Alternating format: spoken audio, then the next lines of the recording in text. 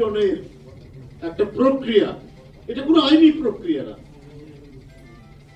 আমরা এর আগেও দেখেছি, আমরা যখন বিএনপি বিরোধী দল ছিলাম, ছাত্র রাজনীতি করতাম, হাইকোর্ট থেকে একটা জামিন হলে পরে সেখানে কখনোই নিম্ন আদালত সেই জামিন বাতিল করে কারাগারে প্রেরণ করত না। তো শেখ হাসিনা দেখাতে চাচ্ছেন যে আমাদের কোর্ট কত নিরপেক্ষ, এখান থেকে জামিন পেয়েছে, কিন্তু প্রকারান্তরে তোমাকে কারা নির্যাতন ভোগ করতে হবে। এটা একটা সিস্টেম করে দিয়েছে যে ওখান থেকে জামিন দেবে, আর ইয়ের থেকে নিম্ন আদালত থেকে, জজ কোর্ট থেকে বা ম্যাজিস্ট্রেট কোর্ট থেকে সেই জামিন বাতিল করে। তো উচ্চ আদালতের জামিন নিম্ন আদালত বাতিল করে কি করে? এটা তো উচ্চ আদালতের প্রতি এটা বিরাট অবমাননা। সেই অবমাননার আমরা প্রকাশ দেখতে পাই সারা বাংলাদেশে। বিএনপির নেতা কর্মীরা উচ্চ আদালত থেকে, হাইকোর্ট থেকে জামিন নিয়ে যাওয়ার পর সবাই নিজ নিজ জেলায় যখন নির্ধারিত সময়ের জন্য যখন তাদেরকে হাজির হতে বলেছে, সেই জামিন পাওয়া বিএনপির নেতাকর্মীরা বা অন্যান্য বিরোধী দলের নেতাকর্মীরা তাদেরকে কারাগারে ঢালাওভাবে পাঠানো হচ্ছে। তার আরেকটা বৈশিষ্ট্য আমরা দেখলাম যে আদালতকে দিয়ে যে নিপীড়ন করা হচ্ছে। আদালত বলতে শুধু ওই যে বললাম, শুধু আইনি প্রক্রিয়া, আইন নয়, আদালতের যিনি বিচার করবেন তার মানসিকতা কেমন, উনি কে, উনি কি আইনের শাসক মানেন, নাকি উনি শেখ হাসিনার শাসনের প্রতিনিধিত্ব করেন আদালতে? না হলে মানে সারা হাইকোর্টে এত উচ্চ শিক্ষিত আইনজীবীরা আছেন, এখান থেকে কেউ বিচারপতি হন না। তার ব্যাকগ্রাউন্ড থাকতে হবে অবশ্যই, আওয়ামী লীগের কোনো কানেকশন থাকতে হবে, হয় সে ছাত্রলীগ করেছে, না হলে আওয়ামী লীগের কোনো এমপির নেতা। আপনারা জানেন যে কোটা আন্দোলন,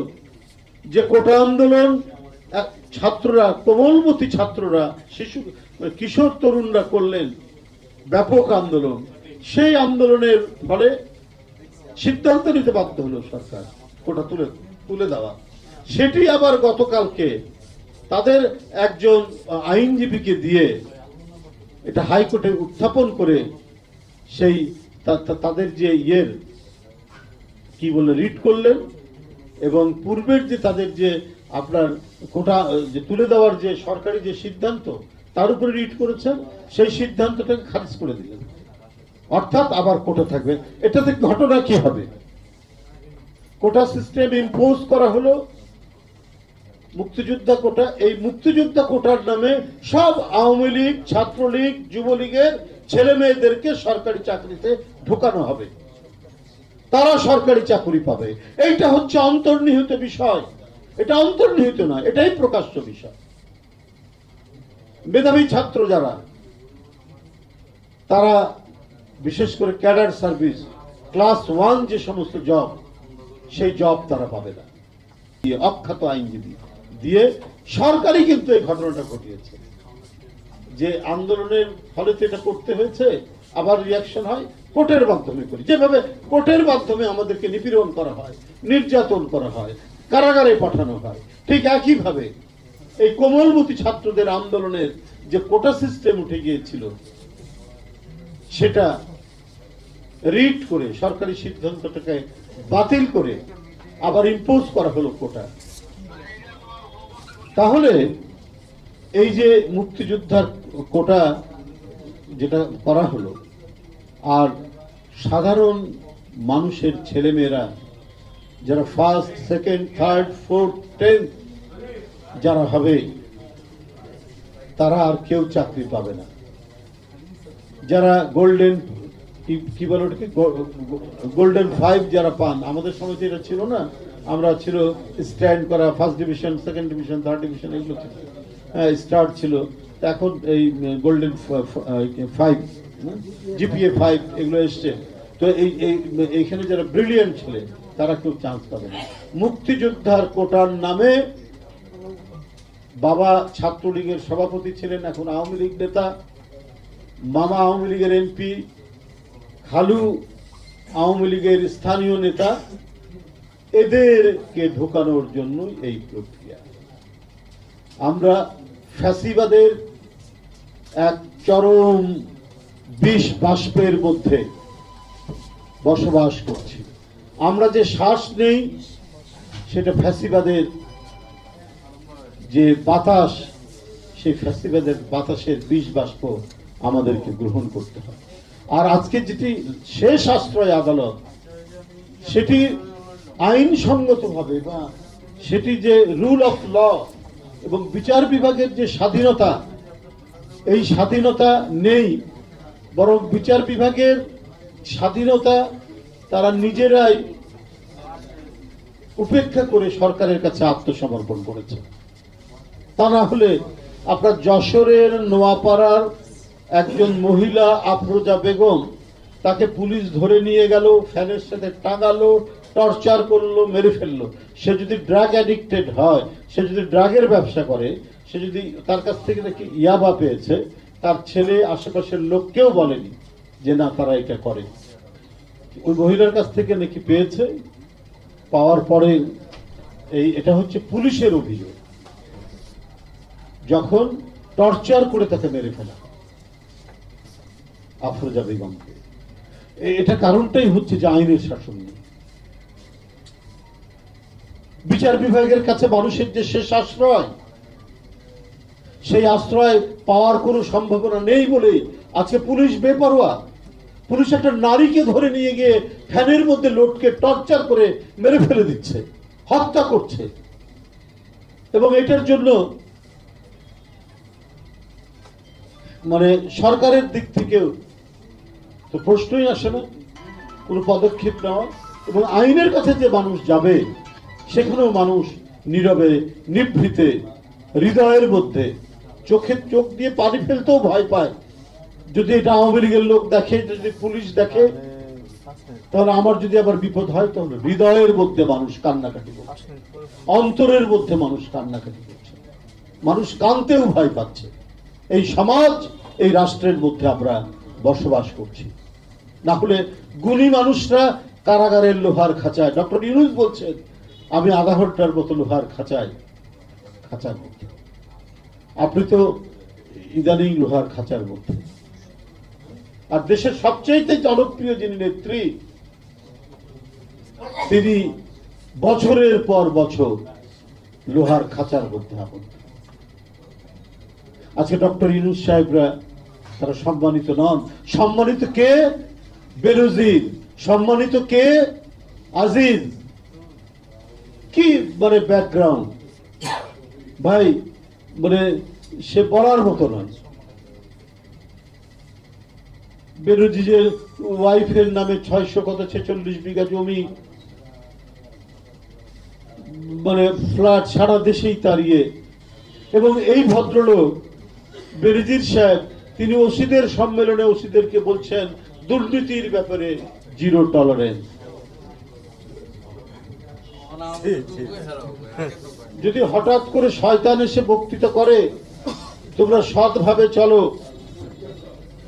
তোমরা ন্যায় সঙ্গত ভাবে চলো, তোমরা আল্লাহর ইবাদত করো, এটা যেমন বিশ্বাস মানে বিস্ময়কর ব্যাপার হবে, ঠিক এই সরকারের মন্ত্রীরা যখন উপদেশ দেয়, এই সরকারের আমলারা যখন উপদেশ দেয়,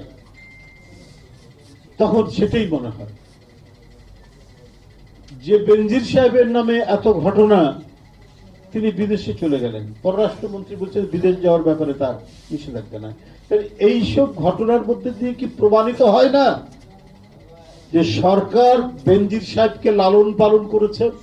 যেমন বাবা মা শিশু সন্তানকে লালন পালন করে বড় করে, এই সরকার লালন পালন করেছেন, করে তাকে বড় করে তুলেছেন। তার সারা বাংলাদেশে মানুষের ফসলি জমি আত্মসাৎ করা, মানুষের বাড়িঘর আত্মসাৎ করা, ঢাকা শহরে ফ্ল্যাটের পর ফ্ল্যাট, বইয়ের নামে, মেয়ের নামে, সবার নামে ফ্ল্যাট কিনা করেছেন। কারণ এদেরকে দিয়েই শেখ হাসিনা ভোটারবিহীন নির্বাচন তিনি করেছেন, রাতের অন্ধকারে নির্বাচন করেছেন, সমস্ত অপকর্ম করিয়েছেন এদেরকে দিয়ে। কত বিএনপির নেতাকর্মী, অঙ্গ সংগঠনের নেতাকর্মী, শ্রমিক থেকে শুরু করে কতজনকে অপহরণ করেছেন, বিচার বহির্ভূত হত্যা করিয়েছেন এই সমস্ত লোকদের কাছে।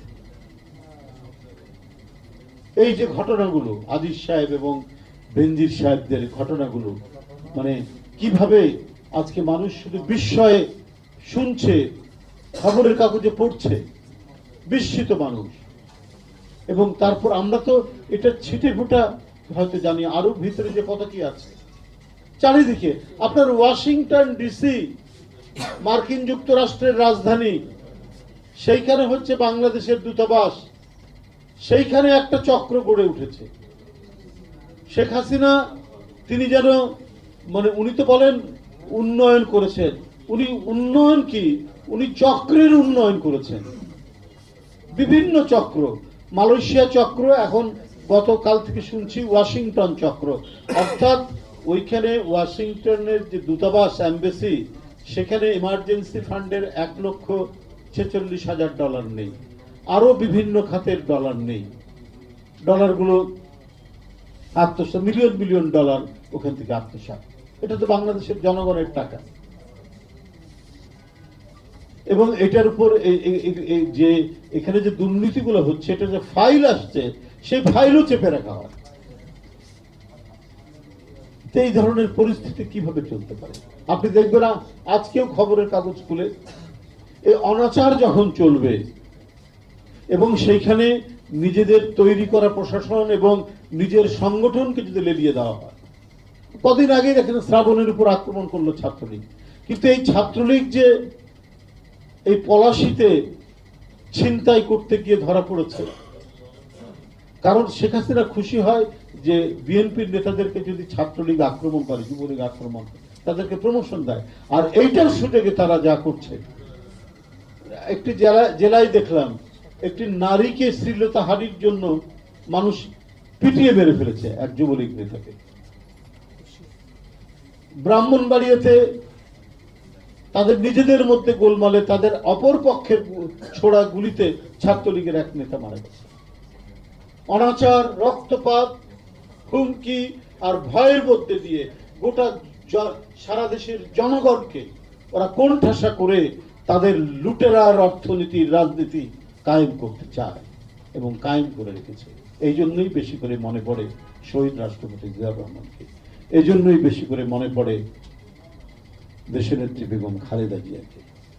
আমরা নিজের চোখে দেখেছি, আমরা তখন বিশ্ববিদ্যালয়ের ছাত্র, শহীদ রাষ্ট্রপতি জিয়াউর রহমান, তার যে নেতা কর্মীদেরকে যে বাড়াবাড়ি করা যাবে না। আমি আপনাদেরকে একটি ঘটনার কথা বলি। আমাদেরই এক বন্ধু, সে একটি, তখন ভিসিআর নিষিদ্ধ ছিল, রাজশাহীতে একটি ভিসিআর চালাতে গিয়ে একটা গোলমাল হয়, মানে চালাচ্ছিল তখন ব্যান্ড আইডিয়া। তো সেটা জানাজানি হলো, তখন তারা তো মিডিয়া টিডিয়া ছিল না। আমরা তারপরের দিনই পেপারে দেখছি সেই ছেলে, সে বেশ নাম করা কর্মকর্তার একজন ছেলে, সে বহিষ্কার হয়ে গেল। তারপরের দিনই বহিষ্কার। হ্যাঁ, কেউ দুষ্টামি থাকতে পারে, কিন্তু যে কঠোর পদক্ষেপ, এই কঠোর পদক্ষেপের জন্য গোটা সংগঠন ভীত সন্ত্রস্ত হয়ে যাবে। এটা তো আমরা নিজের চোখে আমরা দেখেছি। ছাত্রদল বলুন, যুবদল বলুন, সবাই মানে ঠিক সঠিকভাবে যেভাবে সংগঠন করা, রাজনীতি করা, সেভাবেই জিয়াউর রহমানের সময় থেকে করে আমরা দেখেছি। যুবদলের অনেক নেতা যখন বিএনপি ক্ষমতায় নেই, কেউ ওকালতি করে জীবনযাপন করেছেন, কেউ ছোটখাটো ব্যবসা বাণিজ্য করে জীবনযাপন করেছেন। কারণ পুরো লুটপাট এবং লুটপাটের রাজনীতির সাথে, দখলের রাজনীতির সাথে শহীদ রাষ্ট্রপতি জিয়াউর রহমান এবং দেশনেত্রী বেগম খালেদা জিয়া তার দলকে সম্পর্কিত করেননি। বন্ধুরা আমার, আমরা দেশনায়ক তারেক রহমানের নেতৃত্বে গণতান্ত্রিক সংগ্রাম করছেন। আজকে জাতীয়তাবাদী তাঁতি দলের উদ্যোগে এই আলোচনা, আমরা তাদের উপর আর কিছু বললাম না। জিয়া রহমানের অবদান তারা নিজেরাই বলেছেন সমস্ত কিছু। তো আমরা এই কারণেই এত নিপীড়ন নির্যাতন সহ্য করে বারবার কারাগারে যাওয়া, বারবার রিমান্ডে নেওয়া, এর মধ্যে করতে যাতে ফিরে আসুক, যাতে গণতন্ত্র ফিরে আসুক, ভদ্রলোকরা যাতে নিঃশ্বাস নিতে পারে। বাপ যেন তার মেয়েকে নিয়ে কলেজে যাওয়ার পথে কোনো ধরনের বা স্কুলে যাওয়ার পথে কোনো বখাটের দ্বারা নিপীড়ন বা নির্যাতন বা ঝামেলায় না পড়ে, এটাই সমাজ। আজকে আমার একটি প্রবন্ধ ভালো লেগেছে, বিখ্যাত একাডেমিশিয়ান ডক্টর আলী রিয়াজ, যে ভারতের নির্বাচনে বলছেন যে একটু স্বস্তির, গণতন্ত্র কামীদের একটু স্বস্তির নিঃশ্বাস, যে যেভাবে ফ্যাসিজমের যাত্রা চলছিল, আবার যদি অধিক সংখ্যক মাত্রায় আসন সংখ্যা পেলে হয়তো সেখানে ফ্যাসিজমের নতুন রূপ হয়তো তৈরি হতে পারত। কিন্তু ভারতের জনগণ সেটার সেটা চেক দিয়েছে, সেটা আটকে দিয়েছে। ডক্টর আলী রিয়াজের আমি এই মন্তব্যের মধ্যে দিয়ে, যে ভারতের যে স্বাধীনতার পর থেকে যে গণতান্ত্রিক কাঠামো, তাদের যে প্রতিষ্ঠানগুলো যেভাবে গড়ে উঠেছে, সেই প্রতিষ্ঠানগুলো গড়ে ওঠার কারণেই যে ফ্যাসিজমের পথে যাত্রা, এটাকে রুদ্ধ করে দিতে তারা সক্ষম হচ্ছে।